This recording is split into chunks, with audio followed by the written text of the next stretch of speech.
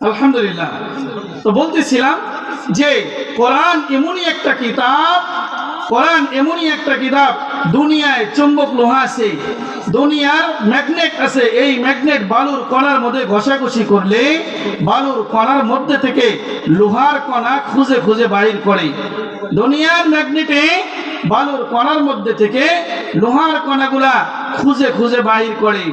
আর কোরআন এমন একটা পাওয়ারফুল কিতাব, এমন পাওয়ারফুল ম্যাগনেট, এইটা বালুর কণার মধ্যে থেকে লোহার কণাগুলা কি করে না, খুঁজে খুঁজে বাহির করে না। অন্ধকারের জগতে যেই সমস্ত মানুষগুলা আছে সেই মানুষগুলাকে আলোর পথ দেখায় দেয়। সুবহানাল্লাহ।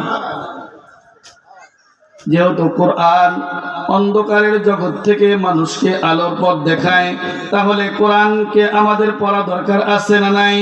কোরআনকে মহাব্বত করা আমাদের দরকার আছে না নাই? বন্ধু মুসলমান, বিশ্ব নবী জনাবে মুহাম্মদুর রাসূলুল্লাহ সাল্লাল্লাহু আলাইহি ওয়াসাল্লামের এক সাহাবী এক সময় রাসূল সাল্লাল্লাহু আলাইহি ওয়াসাল্লাম কথা বলতেছিলেন। এমন সময় বিশ্ব নবীর এক সাহাবী উপস্থিত হলেন। জিবরাইল আলাইহিস সালাতু ওয়াস সালাম ওই সময় উপস্থিত ছিলেন। বিশ্ব নবী জনাবে মুহাম্মদুর রাসূলুল্লাহ সাল্লাল্লাহু আলাইহি ওয়াসাল্লামকে বললেন, ওগো নবী, যেই যে একজন ব্যক্তি এসে মাজমার মধ্যে বসলো, এই লোকটার নাম হচ্ছে হযরতে আবু যর গিফারি রাদিয়াল্লাহু তাআলা আনহু। বন্ধু মুসলমান, বিশ্বনবী জিজ্ঞাসা করলেন, ভাই জিবরাইল, এই ব্যক্তির নাম আবু যর, আপনি চেনেন কিভাবে? জিবরাইল আলাইহিস সালাতু ওয়াস সালাম জবাব দেয়, ওগো নবী, এই ব্যক্তিকে শুধু আমি একা চিনি না, আসমানে যত ফেরেশতা আছে সমস্ত ফেরেশতারাই আবু যরকে চিনে। সুবহানাল্লাহ। বন্ধু মুসলমান, বিশ্ব নবী জনাবে মুহাম্মদুর রাসূলুল্লাহ সাল্লাল্লাহু আলাইহি ওয়াসাল্লাম বলেন, কিভাবে আসমানের ফেরেশতারা চিনে? জিবরাইল আলাইহিস সালাতু ওয়াস সালাম বললেন, হযরতে আবু যরের গিফারিকে নিয়ে সমস্ত ফেরেশতাদেরকে ডেকে আল্লাহ রাব্বুল আলামিন তাদেরকে পরিচয় করায় দিয়েছেন। এই কথা যখন বললেন, বলে এর কারণ কি? এমন কি আমল যে আল্লাহ রাব্বুল আলামিন ফেরেশতাদেরকে সঙ্গে নিয়ে কথা বলে? এমন কি আমল? জিবরাইল আলাইহিস সালাতু ওয়াস সালাম বলেন যে তার একটা আমল আছে, সেই আমলটা হচ্ছে কোরআনে কারিমে একটা সূরা আছে, সূরাতুল ইখলাস। যখন সময় পায় তখনই সূরাতুল ইখলাস তেলাওয়াত করে। এই ইখলাসের ভিতরে আল্লাহ রাব্বুল আলামিনের পরিচয় আছে। সে বুঝতে পেরেছে আল্লাহর পরিচয়, এই সূরা যখন সময় পায় তখনই তেলাওয়াত করে। এজন্য আল্লাহ রাব্বুল আলামিন খুশি হয়ে ফেরেশতাদেরকে পরিচয় করায় দিয়েছেন আবু যরকে। আবু যরের উপরে আমি খুশি, তোমরাও খুশি হয়ে যাও এবং তোমরা তার উপর রাজি হয়ে যাও। বন্ধু মুসলমান, ছোট্ট একটি সূরা তেলাওয়াত করার কারণে, এই আমল করার কারণে আল্লাহ রাব্বুল আলামিন আল্লাহ নিজে খুশি হয়ে গেছেন। এজন্য আমাদেরকে ওই আমল যদি আমরা এখনো করি, যেই আল্লাহ আবু যরের উপরে খুশি, ওই আল্লাহ বুঝি এখন আর নাই? কথা বলেন, ওই আল্লাহ এখনো আছে না নাই? ওই আল্লাহ এখনো আছে। আমরাও যদি এই সূরার আমল করি তো আল্লাহ রাব্বুল আলামিনও খুশি হয়ে যাবেন। সুবহানাল্লাহ বলেন। বন্ধু মুসলমান, এজন্য বাদাল মাগরিবের আমল হিসাবে আমরা একটু তেলাওয়াত করি, কুল্লুহু আল্লাহু আহাদ আল্লাহুস সামাদ লাম ইয়ালিদ ওয়া লাম ইউলাদ ওয়া লাম ইয়াকুল লাহু কুফুয়ান আহাদ। সুবহানাল্লাহ বলেন। আমরা কয়বার করেছি? একবার তেলাওয়াত করেছি।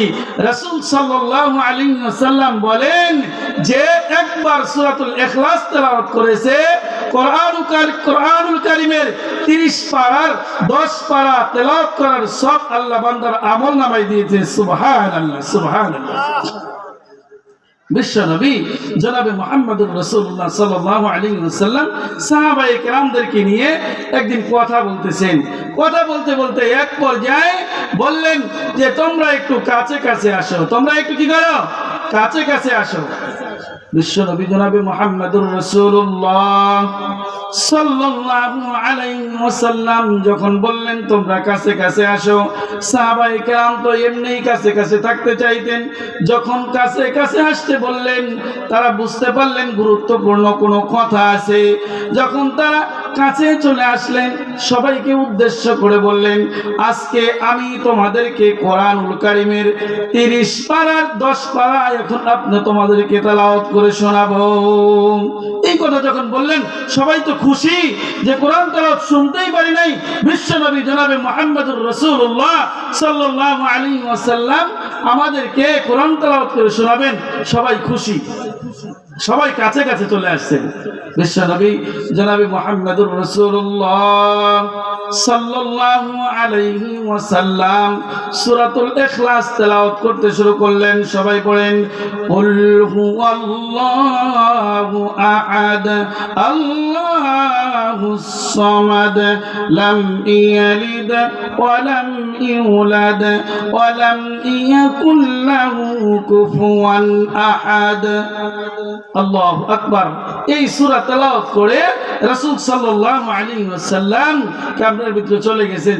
সাহাবায়ে কেরামরা বসে আছেন, লম্বা টাইম কোনো কথা নাই। একজন আরেকজনকে জিজ্ঞাসা করে, রাসূল তো আমাদেরকে কোরআনের 3য় অংশ শোনাইতে চাইলেন, তো ছোট্ট একটা সূরা তেলাওয়াত করে চলে গেলেন, কোন সময় শোনাবেন? তখনও পর্যন্ত তারা এই সূরাতুল ইখলাসের ফাজাইল জানতেন না। তখন পর্যন্ত কি করতেন না?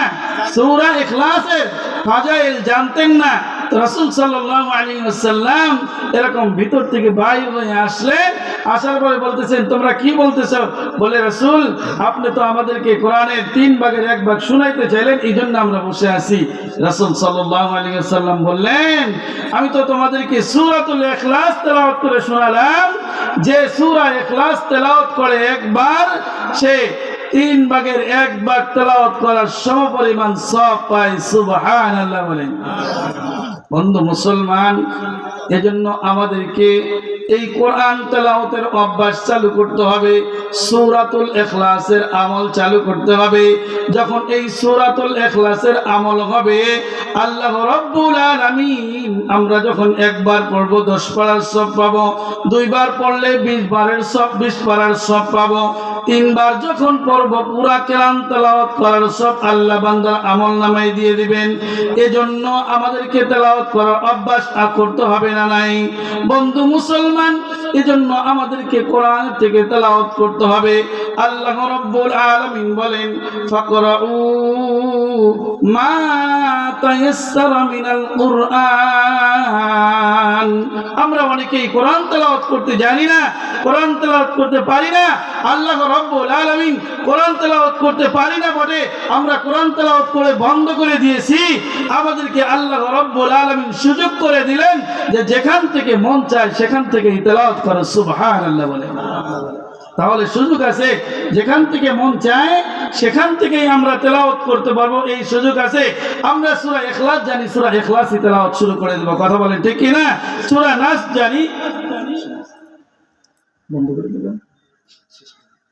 আচ্ছা, তো সূরা ইখলাসের আমল আমরা করতে তো পারি, ইনশাআল্লাহ পারি না? তো বিষয়টা হলো, এটা মাদ্রাসার মাহফিল। কিসের মাহফিল? এটা মাদ্রাসার মাহফিল। এখানে কোরআন তেলাওয়াত সদা সর্বদাই হয়।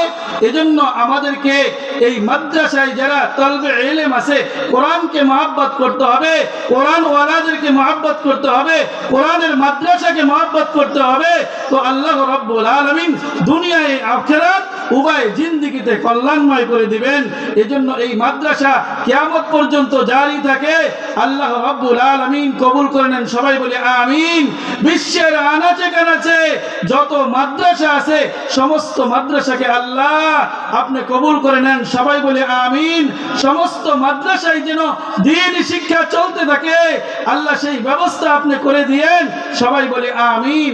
আমরা আজকে থেকে ছোট্ট কিছু কয়েকটি কথা বললাম, হতে পারে এই ছোট ছোট কয়েকটি কথা আমাদেরকে সঠিক একটা রাস্তা দেখাতে পারে, আর সেই সঠিক রাস্তা দিয়ে চলতে চলতে আল্লাহর দেওয়া ওয়াদা জান্নাত পর্যন্ত পৌঁছে যেতে পারি। সবাই বলে আমিন।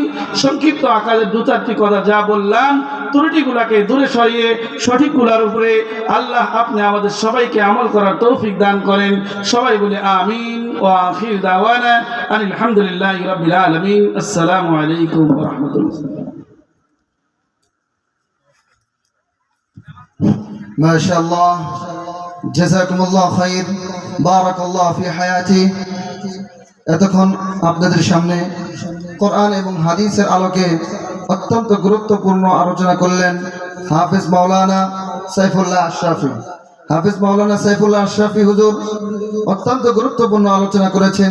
যাহা কিছু বলেছেন আল্লাহ তাআলা আমাদেরকে এই বয়ানের উপর আমল করার মতো তৌফিক দান করুন। সকলে বলেন আমিন।